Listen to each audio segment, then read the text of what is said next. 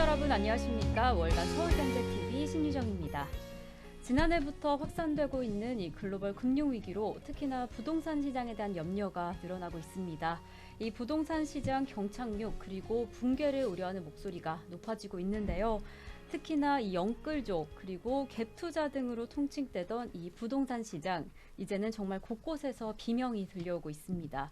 그래서 오늘 저희가 좀 특별한 시간을 준비했습니다. 오늘 월간 서울경제TV를 통해서요. 최근에 이 침체의 늪에 빠진 부동산 시장이 올해 직면한 이 최우선의 과제는 무엇인지, 그리고 그에 따른 대응 전략까지 점검해보는 시간 마련했습니다. 그래서 저희가 정말 특별한 분을 모셨는데요. KB국민은행의 부동산 수석 전문위원님, 박원갑 전문위원님 나오셨습니다. 위원님 안녕하세요. 네, 안녕하십니까. 네, 눈 멀어요. 네, 귀한 걸 주셔서 정말 눈이 많이 감사합니다. 와가지고. 그러게 예. 눈이 많이 왔는데 예. 저희가 좀 귀한 분 모신 만큼 귀하진 않고요. 제가 모처럼 나왔으니까 네. 제가 드리고 싶은 네. 알짜 엑기스만 확 좁혀가지고 추려가지고 제가 잘 네, 정리해서 너무 말씀을 좋습니다. 드리도록 저희가 하겠습니다. 알짠 이야기 예. 알차게 오늘 좀 나눠보도록 네. 하겠습니다. 그래서 저희가 올해 이슈들 뭐 어떻게 해야 할 것인가에 대한 이야기도 나눌 텐데 그에 앞서서 네. 좀 지난해 이야기도 먼저 나눠보면 좋을 것 같습니다. 최근에 정말 부동산 시장 힘들다라는 말이 절로 나오지 네. 않습니까? 그래서 계속 이렇게 하락하는 시장이 이어지는데 정말 속된 말로 이 단군 이래 가장 심한 단기 하락이다라는 말도 나오고 있습니다. 그래서 지난해부터 이어지고 있는 이러한 부동산 시장의 냉각기 계속 이어지고 있는데 큰 원인으로는 뭐 고금리 상황도 네. 꼽히고 있고요.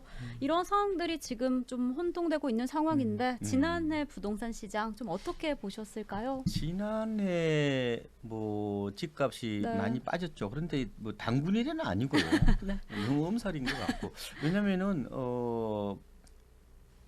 그 외환위기 때 집값이 더 많이 빠졌죠. 근데 이제 이번 하락의 특징을 두 가지로 제가 요약을 해드릴게요. 그러니까 하락 속도가 단기간에 너무 이게 빨랐다는 네. 점은 아마 그 단군 이래로 뭐 굉장히 이례적인 어떤 측면이 있다 이렇게는 볼 수 있을 것 같아요. 네. 그러니까 왜 그러느냐? 이게 바로 스마트폰 때문에 그런 거예요. 이게 정보를 리얼타임으로 바라보면은 정보가 이게 어떻게 보면 동시다발적으로 전달되잖아요. 네. 그럼 사람들이 생각도 비슷해지고 행동도 비슷해져요. 네. 그러면은 이 서로 이게 떼지어서 이른바 무리지어서 행동하려는 경향이 강한 거예요. 네. 어느 순간 아무도 집을 안 사는 거죠. 그리고 이 공포도요. 네. 스마트폰으로 빠르게 전달되는 겁니다. 네. 그리고 두 번째 특성은요. 요번에 시장을 움직였던 세력들이 2030 세대, 말하자면 이제 MZ 세대라고 볼 수 있는데 이런 단기간의 급락은 어떻게 보면은 뭐 태어나서 당연히 뭐 처음 겪는 것일 텐데 네. 그 투자 방법이 대부분이 갭 투자였단 말이에요. 물론 이제 영끌 비투 한 분도 계셨지만 요새는 영끌 자가라고 얘기하더만요. 내 집에 살고 있는데 빚을 많이 끌어쓰는 사람을 영끌 자가라고 얘기하고 그냥 단순하게 시차익을 이제 노리고 이제 뭐 전세 끼고 샀던 사람들을 이제 갭 투자라고 얘기하죠. 그러니까 이번에 어떤 그 시장의 하락은 이렇게 표현할 수 있는 거예요. 영끌 비투의 순환사 그리고 갭 투자에 어떻게 보면은 뭐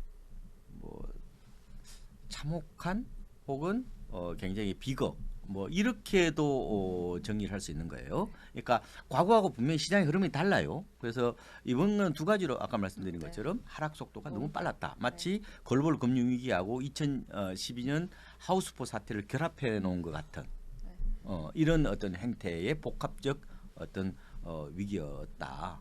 그것도 단기간의 시장을 어떻게 보면은 고금리가 시장 자체를 쑥대밭으로 만들어버린 거죠. 그리고 그게 소용돌이 한복판에 누가 있었느냐? 베이비 부모도 아니고 X세대도 아니고 바로 MZ세대 주로 30대죠. 30대들이 어떻게 보면 이번 하락기에 가장 큰 고통을 겪는 세대다 이렇게 네. 말씀을 드리겠습니다. 네, 그리고 예. 그러니까 말씀해 주셨던 예, 예, 것처럼 정보가 많은 것, 음. 그것이 또 이 하락 속도에 영향이 있었다라는 이야기를 해주셨는데요. 음. 방금 위원님께서 우리 작년 지난해 부동산 시장 특징을 두 가지로 잡아주셨습니다. 첫 번째로 이 하락 속도가 유독 빨랐다. 유독 빨랐다. 네, 사실 뭐 이 위기가 있을 때마다 음. 부동산 시장 하락세는 있었지만 그 하락폭과 속도가 너무 빨랐다라는 이야기도 해주셨고요. 네. 두 번째로는 이 부동산 시장의 주도 세력이었죠. 네. 좀 뭔가 힘쓰고 있던 세력이 이 음. MZ 세대였다라는 특징이 있었는데 음. 이 두 가지 특징에 대해서 저희가 좀 음. 이야기를 나눠보겠습니다. 네. 그 첫 번째 특징 하락 속도에 대한 이야기인데요. 음. 방금 이야기했지만 사실 정말 경기가 어려워지거나 네, 네. 뭐 경제 상황이 안 좋아지면 이례적으로 부동산 시장이 안 좋아졌는데 그랬는데 최근 부동산 위기는 그 속도가 빨랐던 만큼 유독 혹독하지 않았나라는 생각을 했습니다. 그렇죠. 좀 가격 원인이 하락폭이 뭘까요? 굉장히 크죠. 근데 왜 이렇게 너무 힘들다라는 느낌이 들 만큼 그거는 원인이 이제 좀 고금리 태풍이라고도 네, 금리로, 보면 돼요. 네. 그리고 집값이 많이 부풀려져 있었던 거죠. 네. 그러니까 코로나 위기를 극복하기 위해서 많은 이제 유동성을 풀었잖아요. 물론 그 이전부터 이게 M2라고 그래서 이게 광이 통하거든요. 네. 이게 워낙 많이 풀리면서 집값을 어떻게 보면 이걸 오버슈팅 시켰다고 얘기를 네. 하거든요. 부풀렸죠. 그러다 보니까 어떻게 보면 뭐 주택 구입 부담 지수 이런 여러 가지 지표가 거의 사상 가장 높은 수준. 네. 이러다 보니까 여기에 이제 고금리가 어떻게 보면 시장을 강타했다 이렇게 네. 보면 되고 그래서 작년 7월이 이 기준금리가 2%를 넘었거든요. 그리고 10월이 3%를 넘었고 지금 한 3.5% 정도가 되죠. 그러니까 너무 갑작스럽게 이게 금리가 오르다 보니까 이게 어떻게 보면은 시장 자체가 큰 어떤 태풍 어떤 소용돌이에 휩싸인 것 같은 네. 어떻게 보면은 아마 MZ 세대가 느낀 고통으로 본다면은 그리고 당혹감으로 본다면은 진짜 단군 이래에 가장 어떤 역사상. 큰 빅 네. 이벤트였다. 네, 맞아요. 나쁜 의미의 어떤 네. 빅 이벤트였다 이렇게 보시면 네. 될 것 같습니다. 네. 네. 뭐 이렇게 막 음.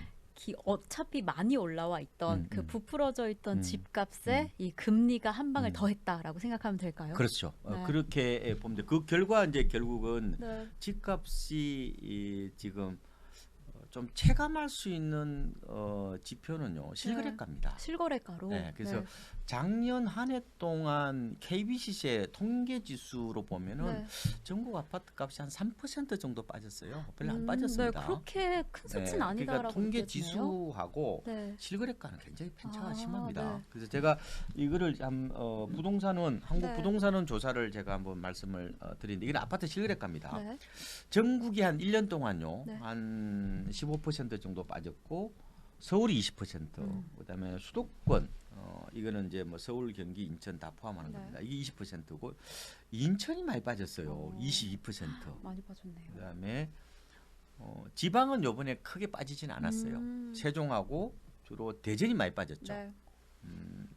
그래서 대전 같은 경우는 한 16%, 세종이 23%. 아까 제가 인천이 22% 빠졌다고 그랬죠. 네. 그러니까 세종하고 지금 인천하고 거의 비슷하게 빠진 상황이고 부산이나 대구도 물론 많이 빠졌어요. 부산이 13%, 대구가 18% 정도 빠졌는데 네.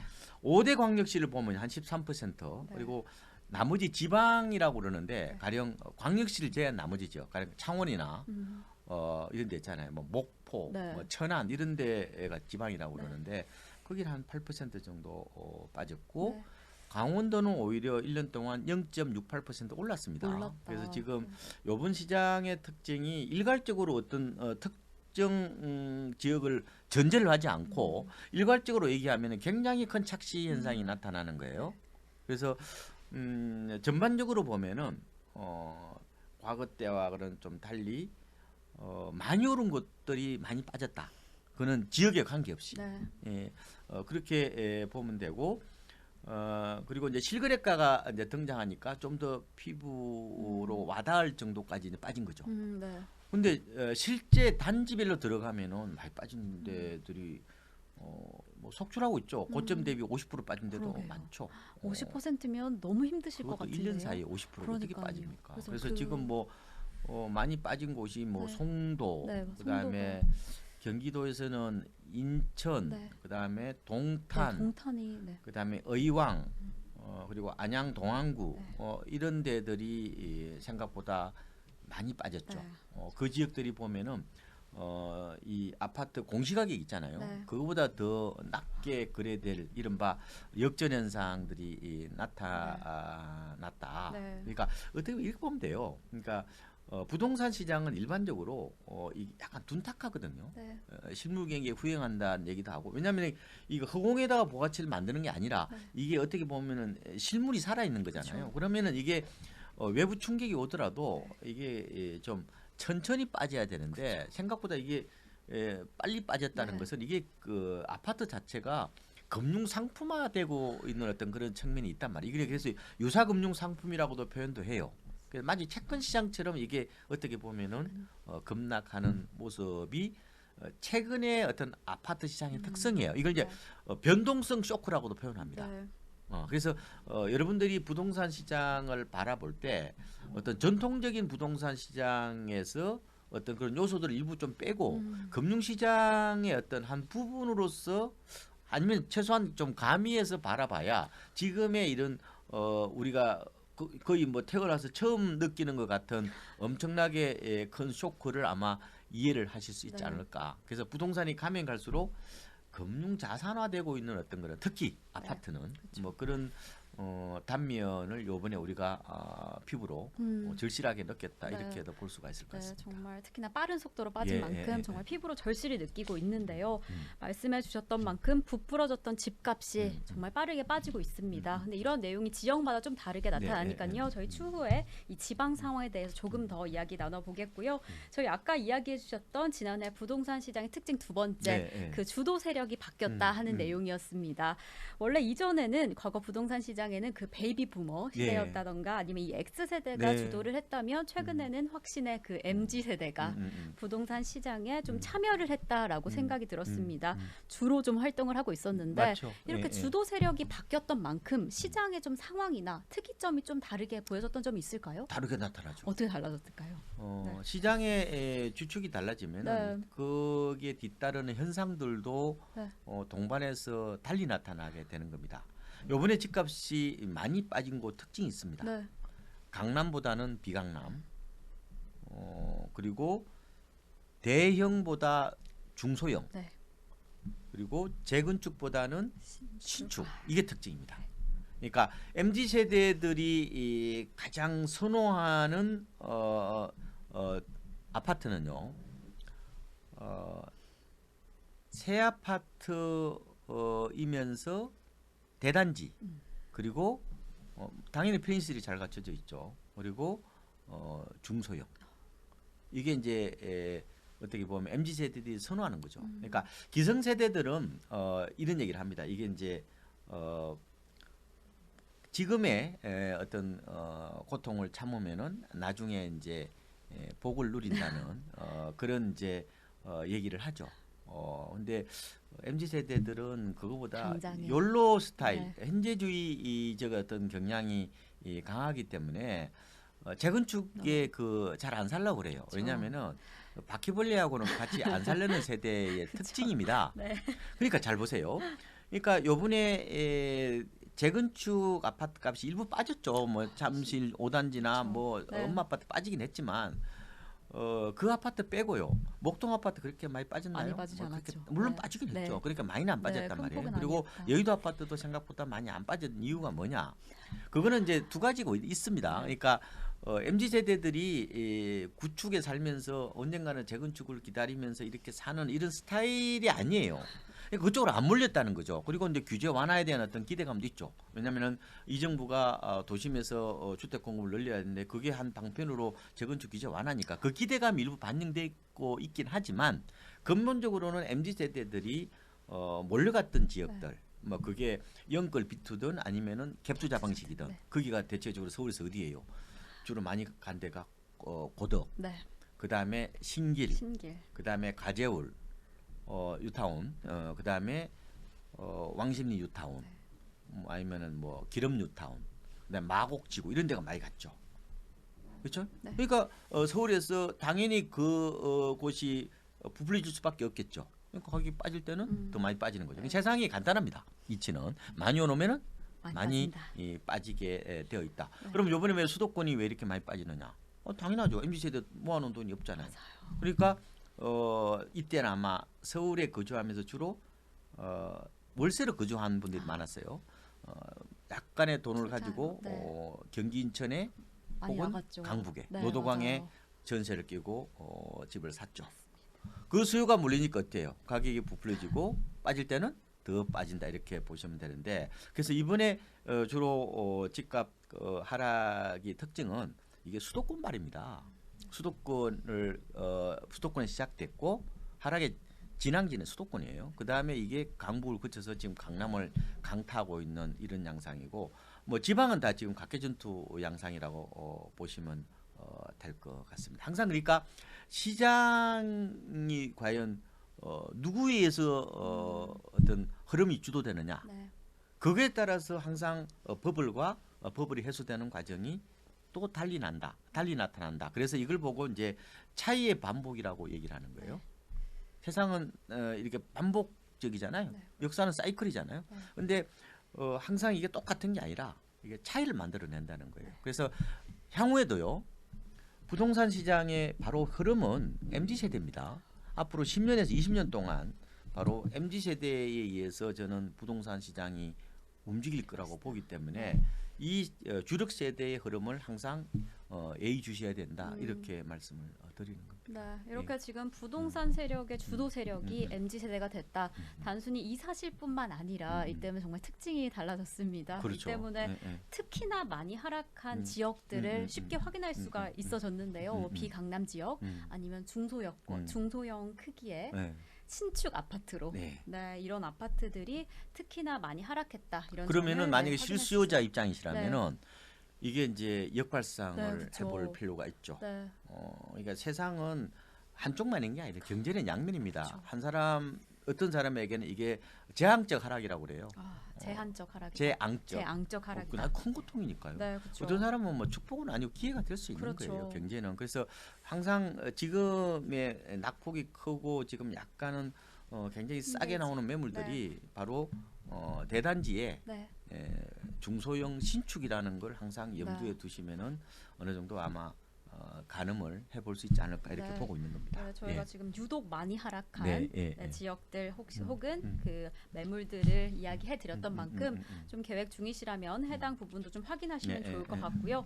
네, 이렇게 최근 상황이 안 좋다 하니까 정부가 최근에 대안을 좀 내놨죠. 네. 바로 일단 부동산 정책이 시행이 되었는데요.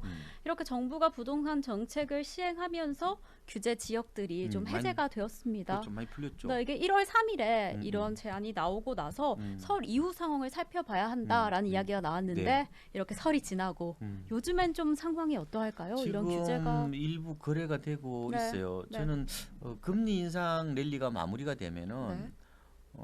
일부 거래는 될 거다. 네. 그렇지만 여전히 지금 매수자들이 집주인하고는 좀 다른 생각을 갖고 있어요. 예, 네, 정말 집주인들은 규제 완화에 지금 초점을 맞추고 있고 그쵸. 매수자들은 아니 이 고금리 이게 이 대출 문제, 내려면 네. 만만치가 않은데 어떻게 집을 사느냐 네. 너무 집값이 비싸다라고 이렇게 생각하는 거죠. 그래서 네, 동상이몽이에요. 정말 동상이몽이네요. 그래서 일부 매물이 소화는 될 겁니다. 급매물을 중심으로 아마 네. 아까 낙폭 과대 지역에서 일부 거래가 될 겁니다. 근데 이게 저는 상승 반전으로 보기는 힘들고요.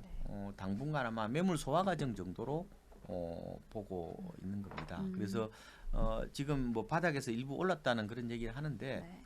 또 이게 특정 지역만 그래요. 그래서 나머지 지역은 전혀 그렇지도 않고 네. 그래서 지금은 상품별로 지역별로 편차가 너무 크기 때문에 보통 언론을 이렇게 많이 접하시잖아요. 뭐 그러면 뭐 통계를 보면 올랐다 내렸다는데 네. 그 우리 동네하고 별로 관계 없을 수도 있어요. 그래서 항상 부동산 시장은 실수요자 중심으로 한다면은 지역적 특성을 반드시 고려하고 접근을 해야 되는 거예요. 가령 어떤 사람들은 지금이 뭐 바닥이 내린 사람 이런 얘기를 하잖아요. 네. 근데 아까 말씀드렸듯이 이제 강원도는 지금 오히려 1년 동안 플러스가 났는데 네. 무슨 바닥이에요, 바닥이. 그러게요. 그리고 지금은 대단지 랜드마크 아파트 중심으로 하락이 온 거예요. 그렇죠. 나홀 아파트는요 거의 빠진 게 없고요. 왜냐하면 안 빠진 게 아니라 빠졌는지 안 빠졌는지 이게 시세 포착이 안 되는 매매가 거예요. 네. 단독주택도 안 빠졌고요. 지금 빌라, 그 다음에 오피스텔, 그 다음에 빌딩, 토지 하나도 안 빠졌습니다. 네. 거래가 안 되기 때문에. 네.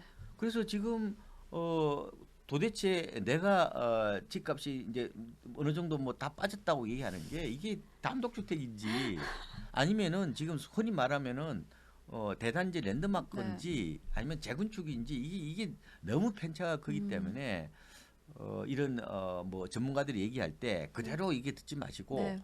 내 상황에 맞게끔 그리고 우리 동네에 맞게끔 이걸 수정해서 네. 받아들이지 않으면은 큰 네. 또 다른 착시 현상이 나타날 수 있다 이런 네. 말씀을 드리는 진짜 거예요. 너무 중요한 말씀일 네, 것 같아요. 네, 이거 지역에 따라서 상황에 따라서 네. 너무 다르니까 음. 좀 꼼꼼히 확인해 보셔야 할 것 같은데요. 음. 저희가 그럼 지방에 대해서 네. 지방 상황에 대해서 조금 더 이야기 나눠보면 좋을 것 같습니다. 이렇게 규제 지역이 일부 완화되면서 혹시 지방에는 오히려 악재가 아닌가라는 이야기가 나오고 있습니다. 최근에 이 대구의 한 아파트 청약에서 500세대 가까이 모집하는데 30세대, 30명이 모였다고 합니다. 그래서 이런 규제 완화의 움직임이 지방에 오히려 해가 된 건 아닌가? 아니요, 지방 그렇진 상황 않아요. 어떤가라는 해가 의문이 된다고 볼 수는 네, 없고요. 이제 괜찮을까요? 해가 된다는 논리는 네, 이런 네. 논리일 거예요.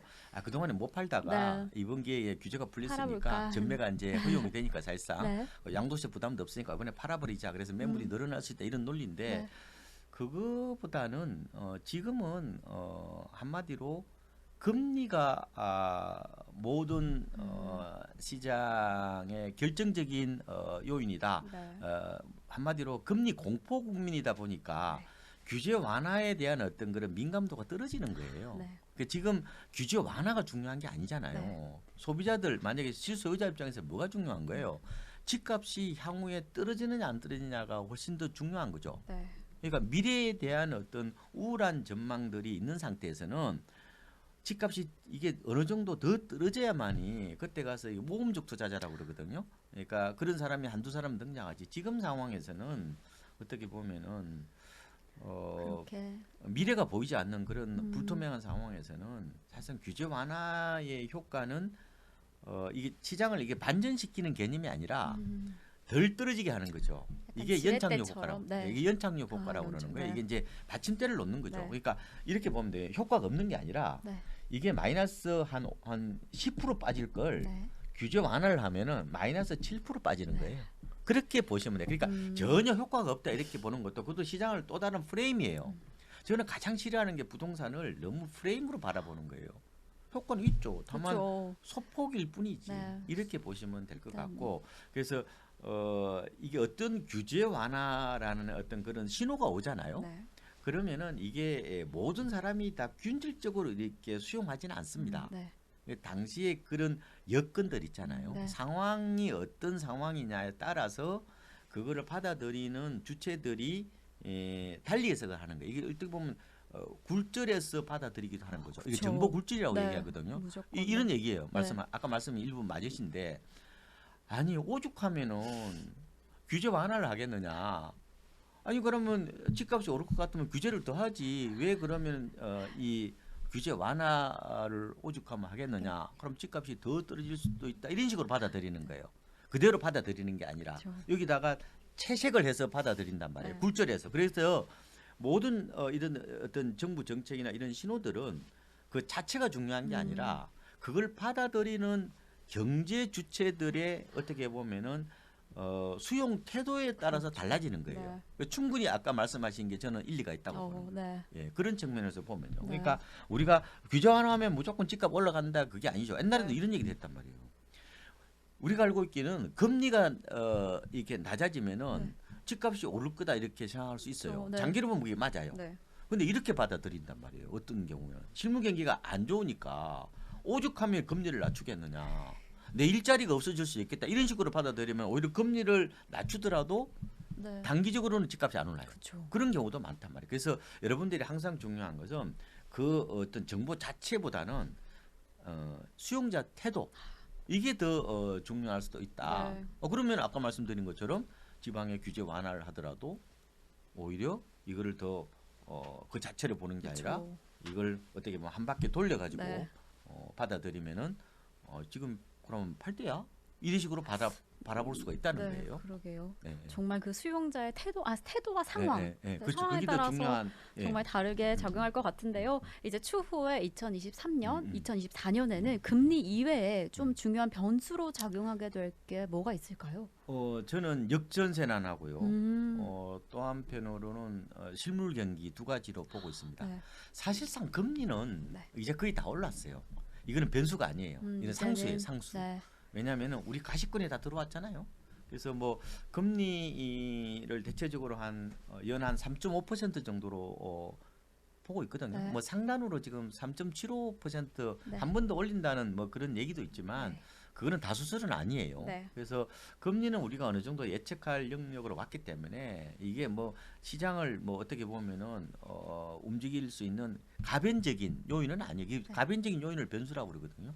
사실상 그거보다는 지금은 실물 경기 침체가 어느 정도까지 갈 거냐가 문제인데 지금 올해 정부에서 내다보는 경제 성장률, 실질 경제 성장률이 지금 1.6%죠. 지난번에 해외 IB들 평균을 보니까 한 1.1%, 시티은행이 아마 1.7%, 노무라 증권이 좀 저는 굉장히 극단적으로 전망을 했던데요. 역성장, 그러니까 마이너스 1.3%로 예상을 했단 말이에요. 이게 이제 저는 가장 큰 변수라고 보는 거예요. 왜냐면은 제가 말씀드렸잖아요. 네. 부동산은 원래 이게 그렇게까지 이렇게 요동치는 그런 시장이 아니에요. 어지간한 불황에도 부동산 시장이 영향을 별로 안 받습니다. 네. 오히려 불황기 때 집값이 오를 수도 있어요. 네. 가령 금리가 불황기 때 낮아질 수 있잖아요. 네, 그렇죠. 그럼 집값 오를 수도 있다니까요. 그럴 수 있죠. 그런데 어지간한 불황이 아니라 역성장이 돼버리면은 이게 펀더멘탈이 흔들리는 거예요. 그러면 네. 부동산이 네. 저는 2차 충격을 받을 수 있다는 거예요. 그래서 제가 부동산을 올해 약간 저는 보수적으로 보고 있는 거고 네. 역전세난이 올해 어떻게 보면 굉장히 우리가 주의 깊게 봐야 될 키포인트인데 작년 한 해 동안요 매매보다 전세가 더 빠졌습니다. 네. 지금 올 들어도 보면은 매매보다 전세가 더 빠져요. 자, 이 얘기는 무슨 얘기냐? 네. 우리나라에서 보면은 전세 제도라는 시스템이 있잖아요. 네. 그런데 전세가 빠지면요 두 가지 방향으로 이렇게 영향을 줍니다. 첫 네. 번째, 이게 그냥 전세가 돌지 않는다는 거잖아요. 그렇게 되면은 전세 가격이 앞으로 만약에 더 떨어진다고 본다면은 갭 투자를 못 하는 거예요. 우리가 한때 서울에서요 전체 아파트 거래량의 절반 가까이가 갭 투자였어요. 네. 그러면은 전세를 끼고 집을 못 사요. 그러면 주택 수요가 좀 둔화될 수 있죠. 네. 두 번째로는 집주인 입장에서요. 만약에 한 채라면 관계 없어요. 만약에 서너 채 사고 있다는 사람 입장에서 한번 생각을 해봐요. 근데 세입자가 계약갱신 청구권을 쓴 세입자예요. 네. 그러면은 이게 묵시 계약하고 비슷하거든요. 네. 만약에 세입자가 나가겠다 그러면은 3개월 안에 보증금을 빼줘야 돼요. 네. 안 빼주면은 세입자가 경매 신청을 할 수 있잖아요. 그러면 경매 신청을 하기 전에 진짜 최악의 상황까지 가기 전에 네. 집을 내놓을 수가 있어요. 매물이 나오는 거죠. 음. 그래서 이런 것 때문에 지금 역전세난이 단지 이게 전세 시장만 국한되어 있는 게 아니라 매매 시장까지 연쇄적으로 영향을 어떤 줄 수 있다는 그런 측면에서 보면은 올해 시장의 키포인트가 바로 저는 역전세난이 이렇게 보는 거죠. 그래서 역전세난이다. 집값이 만약에 어느 정도 조금 회복되는 어떤 그런 기미를 보이려면은 전세값이 더 이상 안 빠져야 돼요. 그래서 시장 바로미터가 바로 저는 전세값이 하나가 될 수 있다 이렇게도 보는 겁니다. 네, 이렇게 지금 금리뿐만 아니라 올해 혹은 내년 내후년까지도 이 주요 변수로 작용할 수 있는 것을 바로 이 역전세난이다라고 이야기해 주셨습니다. 그래서 저희가 전세 상황에 대해서 좀 이야기해 보면 좋을 것 같은데요. 이 매매 가격이 떨어지는 것과 함께 이렇게 전세 가격도 동시에 하락하고 있는 요즘 현상이 두드러지고 있습니다. 그래서 최근에 좀 큰 이슈였죠. 이 빌라왕 사태. 네, 맞아요. 빌라왕 사태 때문에 정말 큰 이슈였는데 최근에 이 아파트 값이 오르면서 이 대체제로 빌라 시장이 좀 각광받아 음. 왔는데 음. 그랬는데 이제 일반적으로 이 빌라 시장은 아파트 후행 성격을 좀 많이 뜨게 네, 됐죠. 맞습니다. 그러면서 이제 빌라 시장이 하락세를 띠게 됐고 그랬는데 이 하락세 음. 본격적으로 시작도 하지 않은 것인가 아니면 아파트처럼 또 따라서 떨어지진 않을까라는 걱정도 좀 하실 텐데요. 좀 앞으로 좀 향방이 어떻게 빌라는 빠진 될까요? 게 없어요. 네, 이제 좀 아니, 시작되지 않을까요? 그렇죠. 네. 그러니까 원래는 가치적인 측면에서는 빠진 거죠. 네, 그렇죠. 그런데 이 거래가 안 되니까 시세 포착이 안 돼, 가격 포착이 안 되는 네. 거죠. 그러니까 가격은 안 빠졌지만 가치는 빠졌다. 그래서 거래가 되면은 시세가 포착이 되면서 실제로 가격까지 떨어지는 그런 모습이 나타날 수밖에 없죠. 네. 그래서 빌라에 사시는 분들이 저는 앞으로 좀 순환이 좀 더 계속될 수밖에 없을 것 같아서 좀 안타까운데 통계 지표를 하나 제가 가져올게요. 네. 그러니까 매매 가격 대비 전세 가격 비율이 이제 전세가 비율이라고 그러잖아요. KB 시세입니다. 작년 12월 현재 전국의 빌라의 연립주택입니다. 네. 전세가 비율이 전국적으로 한 70.8%, 서울이 71.8%예요. 네. 근데 아파트는 그 정도 안 돼요. 아파트는 전국이 67.3%, 서울은 한 52.9% 정도가 되는데 이 얘기가 무슨 얘기냐? 연립주택, 말하자면 빌라에 사는 세입자분이 아파트에 비해서 집주인한테 돈을 어떻게 보면은 상대적인 개념이죠. 네. 더 많이 빌려줬다는 거예요. 매매 가격 대비해서 봤을 때 집주인은 어떻게 보면 돈을 별로 투자를 안 하고 자기 이 집인 것처럼 지금 갖고 있는 거죠. 실질적인 주인이 누구예요? 네, 세입자죠. 사는 사람이죠. 그러니까 네. 지금은 전체의 지금 70%가 세입자 거예요. 그렇죠. 나머지 30%만 집주인 집주인, 명의만 네. 되어 있을 뿐이죠. 그러니까 이게 전세는 기본적으로 이게 후진국형 사금융이에요. 이 채권 채무 관계거든요. 네. 그러니까 돈을 많이 빌려줬다는 그렇죠. 얘기는 네. 그럼 집값이 만약에 빠지면 어떻게 된다는 거예요.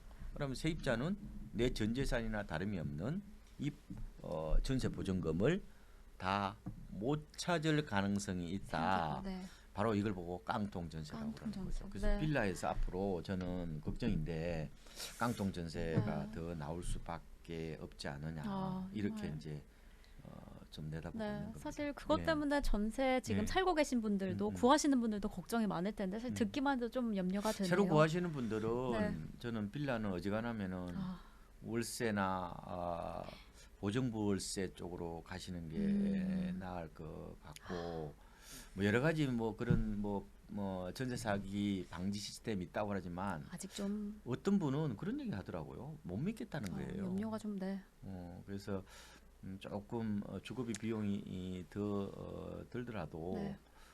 앞으로 전세를 구하시는 분들은 아마 빌라나 특히 오피스텔 네. 같은 경우에는 좀 안전장치를 좀 미리 좀 충분히 마련해야 된다. 네. 뭐 전세 보증보험 이런 것도 좋지만 저는 월세로 좀 가시는 것도 괜찮아요. 왜냐면 월세 세액공제거든요. 월세 세액공제도 많이 늘렸고 또 요새는 오히려 전세 대출 금리보다 월세가 더 싸잖아요. 그러니까 당분간 네, 좀 금리가 월세 매물이 올라서. 많이 없을 네. 거예요. 그래도 아마 월세 매물을 좀 많이 찾아보시는 것도 뭐 이 어떻게 보면은 요번에 전세 사기 태풍 이거를 피할 수 있는 네. 어떤 하나의 방법이 될 수 있겠다 이렇게 보는 겁니다. 네. 예. 아직 좀 완전한 그 음. 장치가 마련되지 않는 만큼 이 깡통 전세에 대한 문제를 막기 위해서 지금 구하시는 분들은 뭐 월세도 이렇게 좀 추천을 해주셨습니다. 이렇게 지금 매매 가격도 내려가고 지금 전세 상황도 좋지 않고 지금 정말 부동산 시장이 좋지 않다라는 말이 계속해서 좀 이어질 네. 수밖에 없는데 대다수의 전문가들은 이 올해 부동산 시장의 추가적인 하락도 좀 진단을 하고 있습니다. 사실 대출을 뭐 그렇게 네, 보고 있죠. 더 예. 떨어질 것이다라는 이런 비관론이 좀 팽배하고 있는 상황인데요. 특히나 이 금리 인하 시기가 좀 영향이 클 것 같습니다. 이 시기가 빠를 경우 2023년 말, 좀 보수적으로 본다면 2024년까지 본다라는 의견이 있는데요. 그러면 이제 내년까지 좀 길게 살펴봤을 때 부동산 시장의 반등을 좀 기대해 볼 수 있을까요? 좀 어떤 조건이 충족되면 회복을 좀 해줄까요? 집값 바닥론 혹은 전망에 대해서 두 가지 포인트를 제가 말씀을 네. 드릴 거예요. 첫 번째, 전망은 안 맞는다. 전망에 목숨 걸지 마라라고 말씀을 드려요. 그리고 어떤 사람은 뭐 앞으로 10년 빠진다, 어떤 사람은 앞으로 5년 빠진다, 아니다, 이제 뭐 거의 바닥이 왔다. 그거는 지나가 봐야 아는 거예요. 그래서 특히 장기 전망을 하시는 분들은 조금 그럴 만하다 하고 그냥 그러려니 하고 넘겨야 되는 거예요. 대부분 전망은 확률로 따지는 거거든요. 통계적으로 어쨌든 사고를 할 필요가 있다는 생각이 들고, 그래서 판단은요, 소수보다 다수의 의견을 따르는 게 좋아요.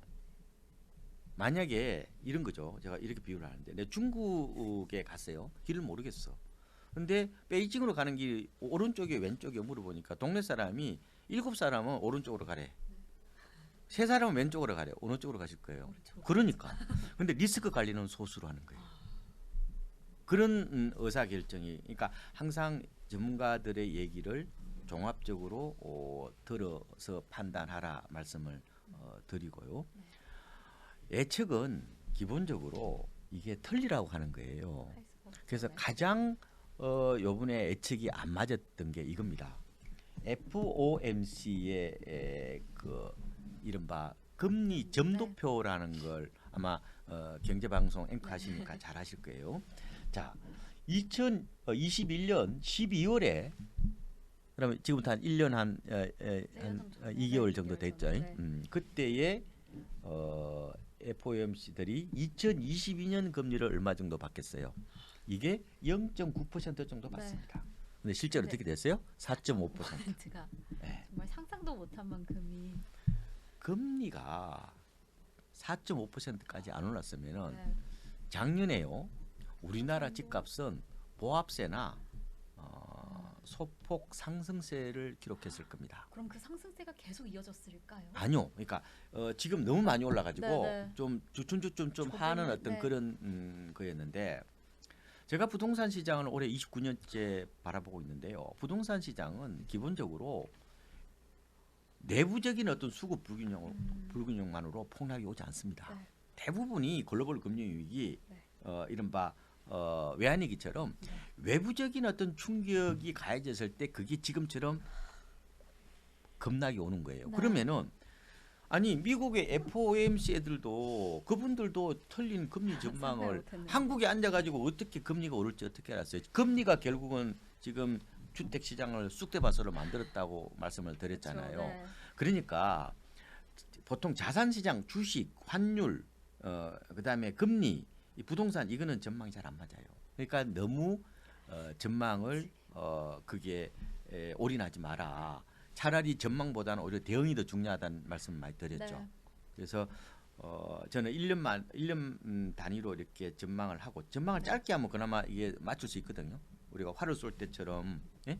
그래서 거기에 대응하는 어떤 힘을 가르는 게 저는 중요하다고 말씀을 먼저 드리고, 두 번째로는 지금 도대체 내가 바라보는 이게 상승 반전 혹은 바닥을 친다고 했을 때 이게 기준이 뭐냐는 거예요. 이걸 명확하지 않으시면 여러분 굉장히 큰 착시현상이 나타납니다. 이 실거래가하고요. 제가 아까 KB나 부동산원에서 내는 이른바 아파트 실거래가하고 아파트 가격 지수라는 게 있어요. 이 통계 지수거든요. 이거하고는 편차가 큽니다. 이게요, 제가 보면 제 경험적으로 보면은 이 시차가요, 실거래가 당연히 빠르겠죠. 이게요, 제 생각은 6개월에서 길게는 한 5개월 정도까지 편차가 일어납니다. 편차가 꽤 크네요. 예를 한 말씀 드릴까? 우리가 이번 사이클 이전에 저점이 언제였냐면은 하우스포 사태가 일어났던 2012년 그때 가장 정점에 달했을 때가 제가 2012년 10월 정도 보거든요. 그때 제가 모 방송국에 제가 자기야 프로에 제가 나가서 전문가 패널로 나갔을 때, 그러니까 사회적 스트레스가 극에 달했을 때 오락 프로에도 이런 문제를 나옵니다. 아직 그게 안 나왔죠 지금. 아직은 바닥이 아니에요.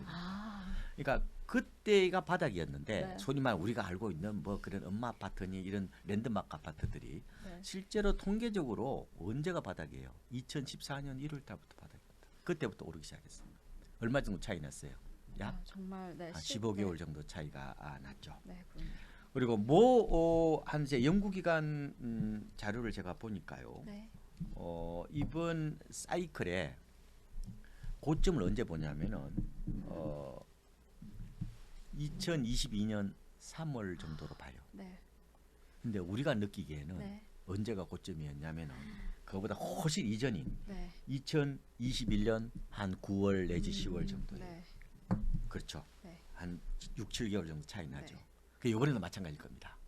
그래서 여러분들이 내가 집을 싸게 장만하는 어떤 그런 방법은 통계 지수로 보면 안 돼요.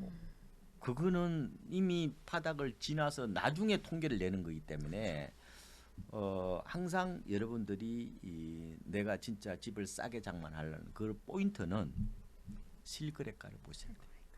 실거래가. 그리고 그보다 실거래가보다 더 빠른 게 뭐냐? 이른바 랜드마크 아파트. 대단지 아파트가 빠질 때는 더 빠지고 오를 때는 더 오르거든요. 네. 왜냐하면은 그나마 이게 거래가 되니까요.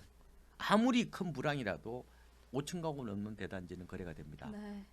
시세가 포착이 된다는 거예요. 그러면 그 급매가 될 거잖아요. 그게 다른 매물까지 이 압박하는 구조란 말이에요. 오를 때는 그거부터 오르는 거예요. 그렇죠. 그래서 여러분들이 저는 이런 말씀을 드리고 싶어요. 이게 이 경제는 사실상 이게 인간의 영역이 아니에요. 이거는 신의 영역이야. 그럼 내가 어떻게 현명하게 네. 판단을 할 거냐? 가장 중요한 거는 중지를 모아라. 팬덤이 가장 무섭다. 네. 그래서 이상의 절반의 거짓말을 하는 사람이 있어요. 네. 절반의 진실을 말하는 사람이 가장 무서운 거예요. 네. 100% 거짓말을 누가 다 알아. 가령 우리가 내일 일본이 우리나라를 쳐들어온다. 그게 100% 거짓말이죠. 네. 그런데 절반의 진실을 갖고 얘기하는 사람들을 조심해야 되고 항상 이거 내가 여러 사람 얘기를 들어서 내 스스로 생각의 힘을 기르는 게 중요한 거예요. 네. 그 말씀 드리고 두 번째로는 통계 지수하고 네.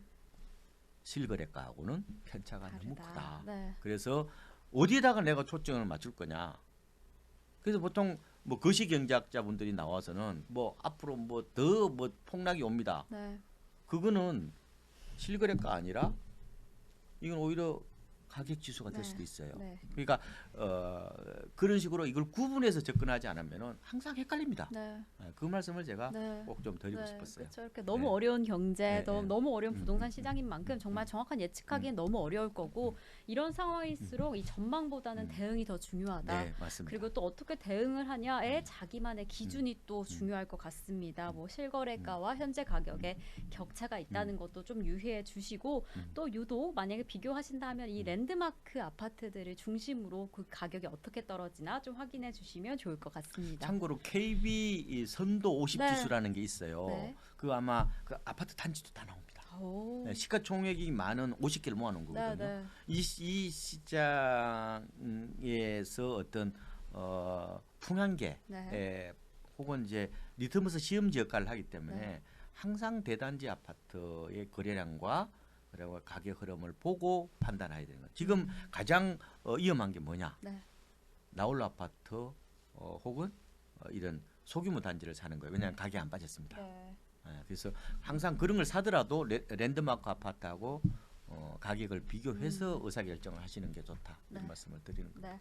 특히나 지금 1주택 실거주자분들을 경우에서 이러한 정부 규제의 변화가 어떤 요인으로 작용하게 되었는지 그리고 또 이제 무주택자분들이 내 집을 마련해야겠다라고 계획을 가지고 계신다면 어떻게 좀 그 플랜을 세워 나가셔야 할지 좀 조언 부탁드리겠습니다. 제가 무주택자하고 네.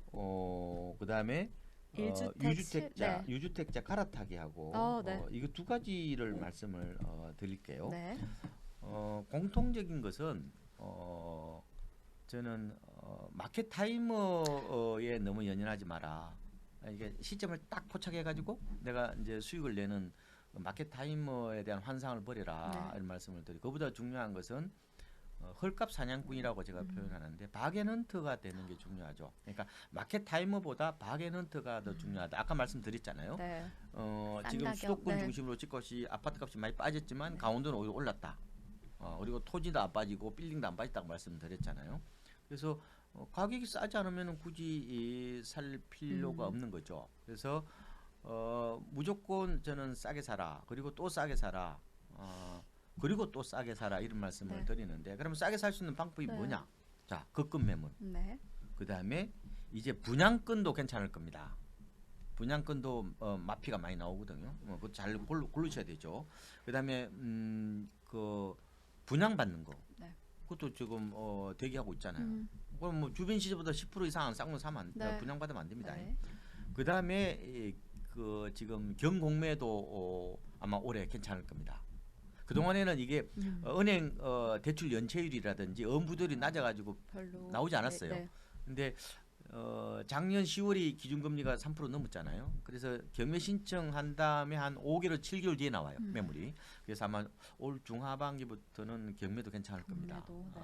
그래서 네 가지 트랙으로 포트랙으로 이렇게 내 집 마련을 하는 방법을 고민해 봐야 된다. 네. 어떻게 하면 내가 싸게 살까 고민해라. 인간은요 할 수 있는 일이 별로 없습니다. 네. 특히 개인은 싸게 사는 거 외에는 아무런 리스크 네. 대응 방안이 없기 때문에 어떻게 하면 싸게 살까 고민하고 최대한 또 싸게 고민하는 살까. 말씀을 드리는. 그래서 제가 타이밍보다 가격이 더 중요하다고 네. 말씀을 드리는 거고 유주택자분들 갈아타기 부분은 이번에는 그렇게 우호적인 환경은 아니에요. 왜냐? 1급 그러니까 상급지보다는 중급지, 하급지가 더 빠졌잖아요. 네. 그죠? 그래서 갈아타기 하기에는 굉장히 우호적이지 않아요. 그리고 이번에 만약에 내가 중형에서 대형으로 가려고 그러면 네. 대형이 요즘 별로 안 빠졌거든요. 그것도 별로 메리트가 없어졌잖아요. 그래서 갈아타기 환경은 좋지 않은데 다만 내 집을 좀 싸게 팔고 주로 내가 원하는 지역에서 좀 싸게 사는 방법. 아까 대단지, 네. 랜드마크, 그리고 신축, 중소형. 중소형. 이쪽으로 좀 접근을 하시면은 네. 충분히 어떻게 보면 이게 벽돌을 빼다가 이제 이렇게 다시 끼워 넣는 네. 어떤 그런 전략이잖아요. 네, 그렇죠. 그렇게 저는 좋을 것 같고 네. 다만 주의하실 거는 반드시 종전집을 파시고 사셔야 돼요. 그러니까 이게 선매도 후매수 원칙이라고 그러는데 물론 이제 사놓고 종전집은 3년 안에 팔면 돼요. 근데 3년 안에 안 팔리면 어떡할 거예요? 곤란해지죠. 그러면 새로 산 집을 다시 팔아야 되는 상황이 나타날 수 있어요. 정말. 네. 시장과 장난치지 마라. 네. 집 가지고는 장난치지 말라. 시장에 저는 겸손해야 된다. 시장 IQ는 3만이고 나는 잘해봐야 우리나라 평균이 106이죠. 시장 IQ는 나보다 높기 때문에 절대로 시장과 싸우지 말라 네. 말씀을 드리고 그래서 반드시 내 집을 팔고 그냥 그 다음 날 아니면 일주일 안에 그냥 산다는 전략, 좀 안전하게 갈아타는 전략이 필요하다. 네. 그러기 위해서는 다리품을 많이 팔아야 돼요. 네. 요새는요 이게 싼 매물들은 동네 중개업소 사장님들이 이게 인터넷에 안 올리고 감춰놓고 있습니다. 네, 가야지. 그래서 다리품을 좀 네. 많이 팔아서 전통적인 방법을 통해서 싸게 내 집 마련하는 그거는 뭐 옮겨타기나 아니면 무주택자나 다 같은 어떤 내 집 마련 방법이다 이런 네. 말씀을 드리고 어떻게 보면은 집을 싸게 잘 장만하는 방법은 이게 잔재주를 부리는 것보다 저는 좀 우직하게 필드에서 노력하고. 좀 네. 더 말하자면 다리품을 통해서 좀 이렇게 어떤 방법을 찾는 이게 어떻게 보면은 좋은 것 같습니다. 네. 그래서 주말이라도 좀 한번 현장을 나가보시고. 나가보시는 네. 것도 네. 좋을 것 같습니다. 네, 이렇게 저희 월간 서울경제TV가 준비한 소식은 여기까지입니다. 새해에도 이 부동산 시장의 찬바람이 여전합니다. 올해 부동산 시장의 침체로 정말 힘든 시간을 보내고 계실 텐데요. 네, 영리한 토끼는 이 위험을 대비해서 3개의 굴을 파놓는다고 합니다. 이 검은 토끼의 해, 개묘년 역시나 저희 월간 서울경제TV와 함께 하시면서 부동산 시장이 직면한 과제를 점검해 나가시고 이 투자에 다각화된 전략을 함께 세워 나가보시면 좋을 것 같습니다. 오늘도 시청해주신 여러분 고맙습니다.